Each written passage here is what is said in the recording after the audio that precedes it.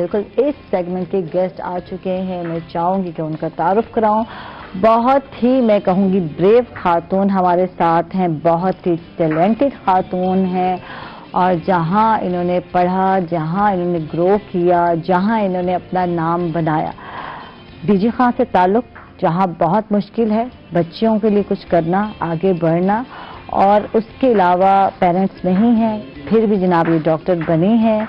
हमारे साथ clinical oncologist हैं डॉक्टर आलिया बशीर, इनको वेलकम कहेंगे, खुश आमदीद। थैंक यू आलिया, आप तशरीफ लाए। कैसे हैं आप आलिया? मेरा नाम डॉक्टर आलिया बशीर है, जैसे आपने तारुफ करवाया है। मैं as a clinical oncologist Bilal Medicare Dera Ghazi Khan में काम सर अंजाम दे रही हूँ। मैंने अपनी इब्तदाई तालीम भी डेरा गाजी खान से ही हासिल की। उसके बाद graduation, post graduation Nishtar medical university से हासिल की। वहाँ मुझे बहुत अच्छे असातिज़ा और दोस्तों का साथ मिला, जिसकी वजह से मेरे ये सफ़र आसान हुआ। ठीक है। अच्छा, स्ट्रगलिंग लाइफ आपने गुजारी और मुझे कहा जा रहा था कि आलिया ने बहुत स्ट्रगल की, पेरेंट्स का ना होना और फिर अपने इलाके में जो है कुछ करना, और फिर वहाँ जो है अब ड्यूटी भी सर अंजाम दे रही हैं एज ए ऑनकोलॉजिस्ट। तो इस पर हम बात करते हैं। हमारे साथ एक और गेस्ट भी हैं। अच्छा, गेस्ट जो है हमारे जो है वो मैं बता दूं कि आपको फैशन एंड फूड ब्लॉगर हैं और आजकल तो बहुत सारे लोग ब्लॉगिंग कर रहे हैं। तो कुछ नया क्या कर रहे हैं? बात ये है कि बंदा अपने लिए तो बहुत कुछ करता है। हम सोचते हैं कि यार इससे ये मैं ब्लॉगिंग करूंगा या ये मैं वीडियो बनाऊंगा या ये मैं ऐप इस्तेमाल करूंगा, इससे मुझे ये फायदा हो जाएगा, मैं ये अर्न कर लूंगा। लेकिन इनकी कोशिश है, जो आज हमारे साथ गेस्ट हैं, कि दूसरों को फायदा पहुंचाया जाए। हमारे वो नौजवान जो पढ़ लिख चुके हैं, डिग्री ले चुके हैं, डिग्रियां लेके फिर रहे हैं और उनको कुछ भी समझ नहीं आ रहा कि क्या किया जाए, क्योंकि जॉब ही नहीं है मार्केट में। तो ऐसी सिचुएशन में वो क्या क्या कर सकते हैं, इनसे बहुत सारी एडवाइस लेने वाले हैं सादुर रहमान हमारे साथ हैं। वेलकम, खुश आमदीद। कैसे हैं साहब? अल्हम्दुलिल्लाह जी, thank you so much for inviting me. Thank you. और दूसरा ये कि जैसा आपके जितने सारे क्वेश्चन हैं, इन सारे क्वेश्चंस का ब्रीफ जवाब दे सकता हूँ मैं। बिल्कुल। और आपकी बात बिल्कुल ठीक है कि बहुत वास्ट चीज चेंजिंग हो चुकी हुई है आजकल मार्केटिंग के पॉइंट ऑफ व्यू से। आप जैसे कौन कौन से मीडियम यूज कर सकते हैं फॉर मार्केटिंग एंड ब्लॉगिंग के लिए, इंस्टाग्राम है, फेसबुक है, ट्विटर, उसके अलावा बहुत सारी चीजें, यूट्यूब आ गए, यूट्यूब पे कंटेंट बनाते हैं। आज ना हम अपने लिए तो हर कोई कर रहे हैं काम, यकीनन, और बात यह है कि दूसरों के लिए हम क्या कर रहे हैं, दूसरों को क्या बेनिफिट मिलने वाला है। बहुत सारे लोग अर्न कर रहे होते हैं नेट के थ्रू, आजकल तो ऑनलाइन जो है अर्निंग शुरू हो गई है, लेकिन बताते ही नहीं है। इससे हम हेजिटेट कर जाते हैं ना, यार हम कमा रहे हैं तो दूसरों को क्या जरूरत है, क्यों बताएं भाई, ये हमारे राज हैं। तो ये बहुत कम लोग बताते हैं और आज आपने इस पर डिटेल से हमें बताना है कि क्या क्या करना है नौजवानों ने जो घर बैठे हैं और घर में फ्री हैं, तो वो क्या क्या कर सकते हैं। इस पर भी बात करते हैं। डॉक्टर आलिया की तरफ आते हैं। पहले तो हम इनकी स्ट्रगल जानना चाहेंगे, फिर हम क्योंकि कैंसर के हवाले से जानना चाहेंगे, कैंसर स्पेशलिस्ट है तो उस हवाले से भी बात करेंगे कि मर्ज जो है क्या है, इसे कैसे काबू पाया जा सकता है, क्या किया जा सकता है, इस हवाले से बात करेंगे। जी डॉक्टर आलिया, अपनी स्ट्रगल बताएंगे हमें पहले। मेरा जैसे ताल्लुक आपको पता है डेरा गाजी खान से है, इंतहाई पसमानदा इलाका, जहाँ खवातीन को पढ़ाने का बिल्कुल भी कोई रिवाज नहीं था। आज से 15 साल पहले अगर हम बात करें, बहुत मुश्किल था मेरे लिए भी पेरेंट्स के बगैर आपको स्ट्रगल करना।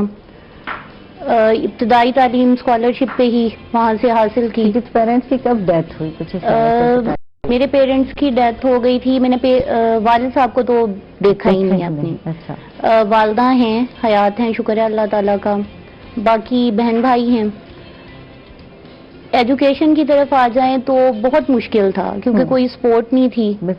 और डॉक्टर बनना हो, आपको मेडिकल की फील्ड में जाना हो, बिल्कुल ऐसे ही है। तो वहाँ मेहनत की, स्कॉलरशिप लिया, मैट्रिक में भी, एफएससी में भी। उसके बाद निश्तर मेडिकल यूनिवर्सिटी में दाखिला हुआ। अल्लाह का शुक्र है कि वहाँ पर भी स्कॉलरशिप पे तालीम हासिल की अपनी। फिर पोस्ट ग्रेजुएशन की तरफ आ गए तो कैंसर एक अट्रैक्ट करती थी फील्ड, नई फील्ड है बिल्कुल, और इसमें पेशेंट्स को खुद भी कुछ नहीं पता होता। बहुत मासूम मरीज होते हैं, वो अपनी जिंदगी को बगैर वजह के खत्म कर लेती हैं ना आगाही होने की वजह से। اس کے بعد میں نے post graduation national medical university سے کمپلیٹ کی. وہاں ڈاکٹر اعجاز احمد مسعود صاحب بہت نہایت شفیق استاد ہیں اور لوئر پنجاب میں ان کی کینسر کے حوالے سے خدمات سب کے سامنے ہیں. پھر لاہور جانے کا موقع ملا. وہاں انمول ہاسپٹل لاہور میں بھی بہت اچھے اساتذہ کا ساتھ ملا. ان میں رب نواز میکم، میڈم مصباح اور ڈاکٹر ابو بکر شاہد، جنہوں نے بہت اسٹرگل کی ہے. اور ہماری یہ کوشش ہے کہ ہم نے اپنے اساتذہ سے جو کچھ سیکھا ہے وہ اپر پنجاب میں بہت کام ہو رہا ہے کینسر کے حوالے سے. لیکن جو بیسک پرابلم ہے وہ ہمارے لوئر پنجاب کا. اور اسپیشل ڈی جی خان میں یہ پہلی خاتون ہے، پہلی ڈاکٹر ہیں جو آنکولوجسٹ ہیں. آنکولوجسٹ ہیں، بالکل ایسے ہی ہے. اور وہاں پر ہمارا جو پیشنٹ ہے اسے ٹریول کر کے ملتان جانا پڑتا ہے. بالکل. ہماری یہ کوشش ہے کہ ہم اسی علاقے میں لوگوں میں اتنی اویئرنیس پیدا کر دیں کہ وہ اس کو جلد تشخیص کی طرف آئیں اور جلد علاج کی طرف آئیں، تاکہ اس مرض پہ ہم ارلی سٹیج میں قابو پا سکیں. بالکل بالکل. ٹھیک ہے، تو اب ہم بات کرتے ہیں کینسر کیا ہے اور عورتوں میں پائے جانے والا سب سے زیادہ کینسر کون سا ہے؟ جیسے عائشہ آپ نے بات کیا کینسر کیا ہے. ہمارا جو جسم ہے اللہ تعالیٰ نے اس میں نہایت چھوٹے چھوٹے خلیے بنائے ہیں جسے عام زبان میں سیل کہا جاتا ہے، اور وہ ضرورت کے مطابق پورے جسم میں تقسیم ہوتے ہیں.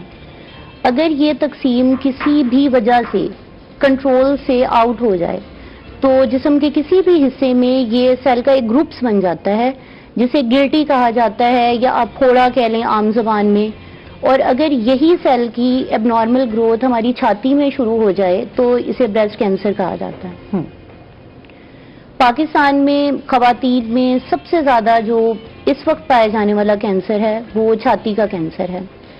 اور انفارچونیٹلی پاکستان کا شمار ایشیا کے ان ممالک میں ہو رہا ہے جن میں یہ کینسر تیزی سے بڑھ رہا ہے. ہر لاکھ کم از کم 1 لاکھ سے زیادہ خواتین اس مرض کا شکار ہوتی ہیں، اور ان میں سے 40,000 خواتین ایسی ہوتی ہیں جو تشخیص نہ ہونے کی وجہ سے یا ان میں ڈیزیز اتنی ایڈوانس ہو چکی ہوتی ہے کہ وہ پھر قابل علاج نہیں رہتی، موت کے منہ میں چلی جاتی ہیں. ٹھیک ہے. اچھا، بات کرتے ہیں ہم پسماندہ علاقوں کی یا دیہی علاقوں میں، تو اکثر جو ہے اگنور کر دیا جاتا ہے.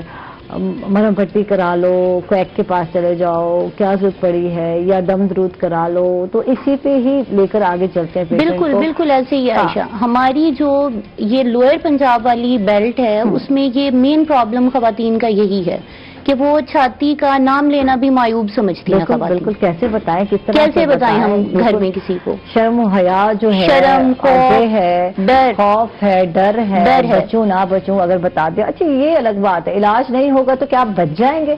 بھی نہیں بچنا آپ نے. بالکل یہی وجہ ہے کہ ڈر اور شرمندگی اتنی زیادہ ہماری خواتین میں ہے کہ اگر بچی اپنی والدہ کو بتا دیتی ہے اور اگر وہ والد سے ذکر کر بھی لے تو وہ اس کو چھپا دیتے ہیں، نہیں نہیں یہ کیسی بات کر رہی ہیں، دم درود کروا لیں، صلوات رکھوا لیں.